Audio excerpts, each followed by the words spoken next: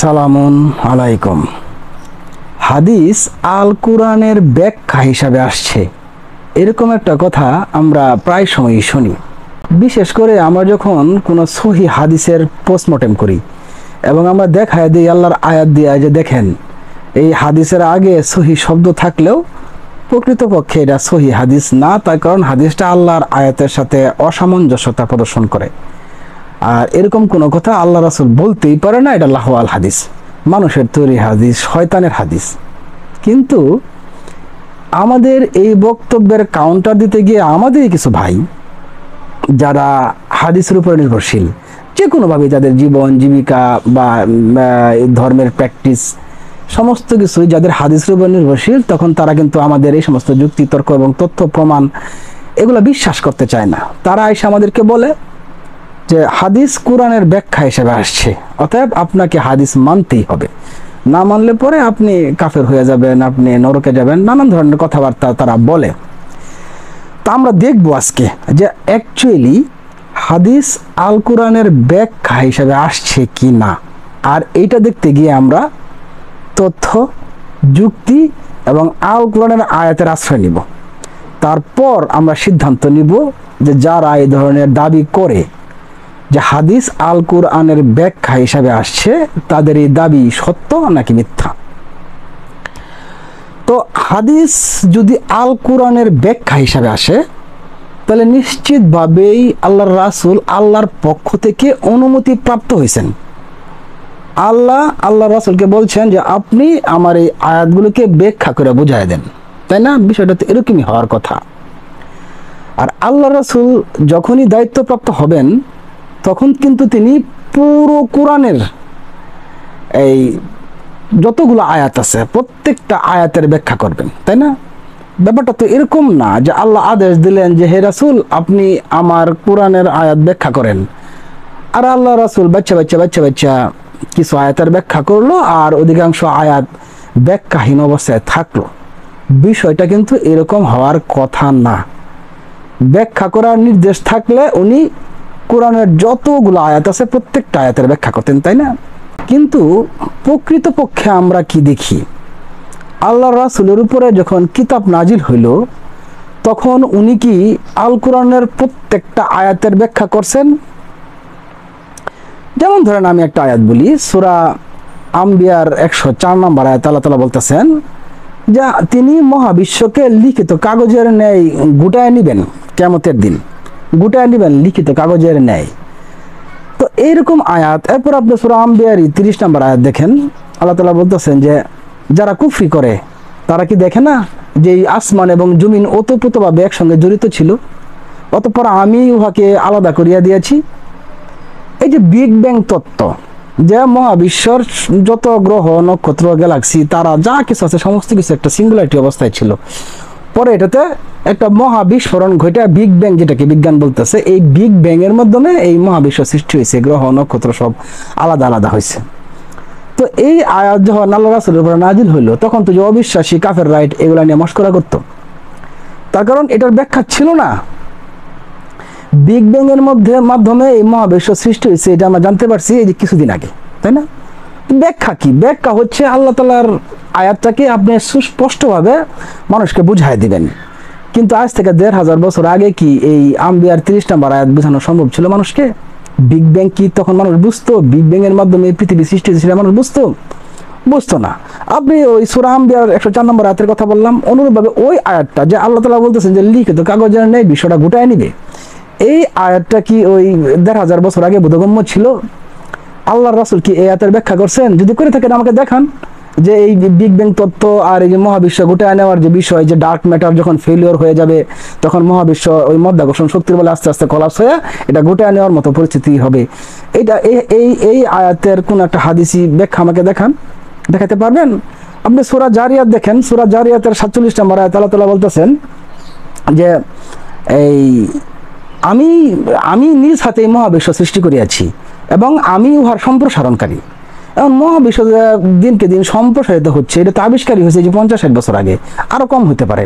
1500 বছর আগে এই আয়াত যে নাজিল হইল, আল্লাহ রাসূল একটা হাদিস দেখান তো যিনি হাদিস দিয়ে এই আয়াতটাকে ব্যাখ্যা করে গেছেন।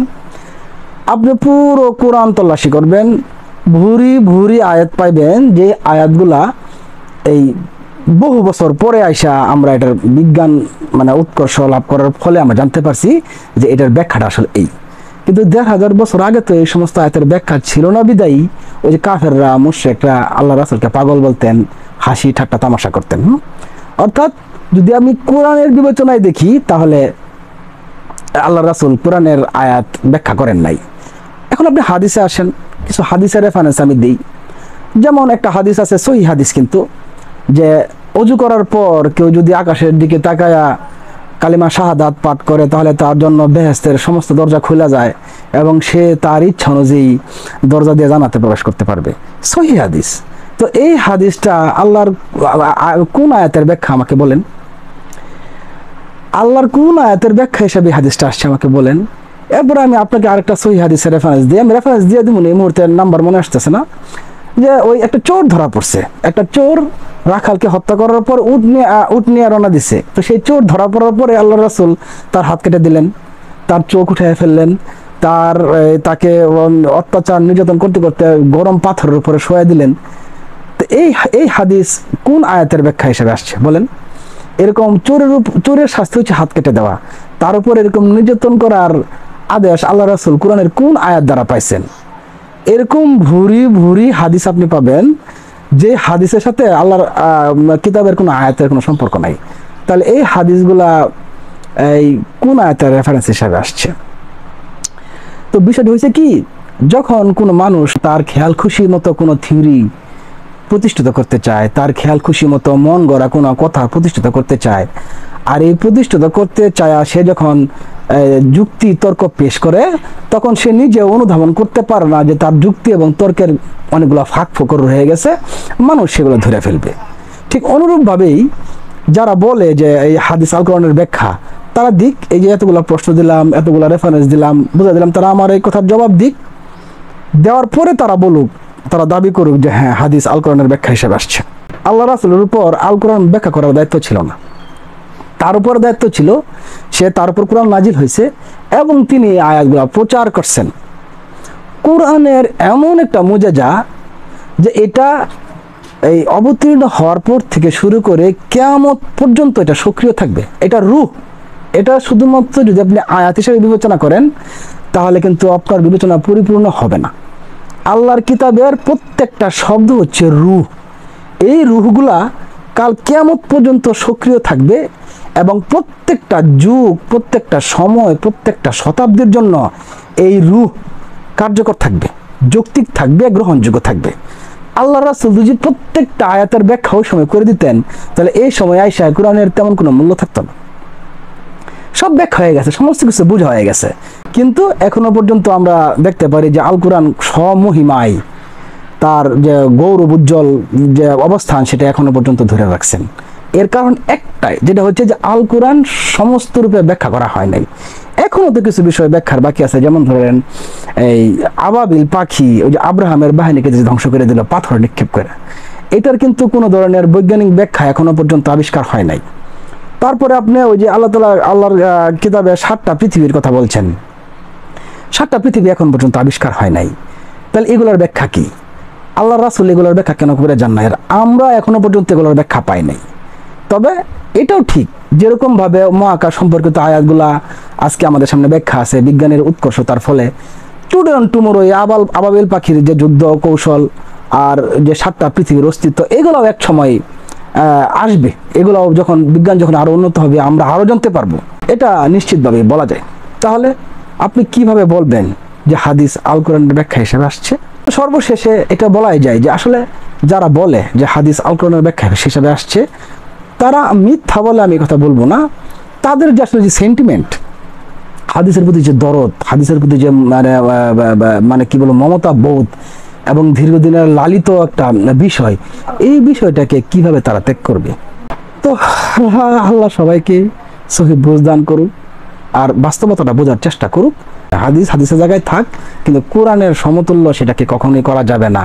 হাদিস তোমাকে মানতেই হবে, এটা কখনোই ভাবা যাবে না। যদি ভাবেন তাহলে যে আপনার ভাবনার ভিতরে এই যে আমরা আছি এরকম ফাঁক ফোকর খুঁজা আপনার চোখে আঙ্গুল দিয়ে দেখায় দেব। যদি ঈমান শক্ত থাকে তাহলে তখন সত্য গ্রহণ করিয়েন, আর যদি না করেন আপনার জবাব আপনি দিবেন, আমার কি।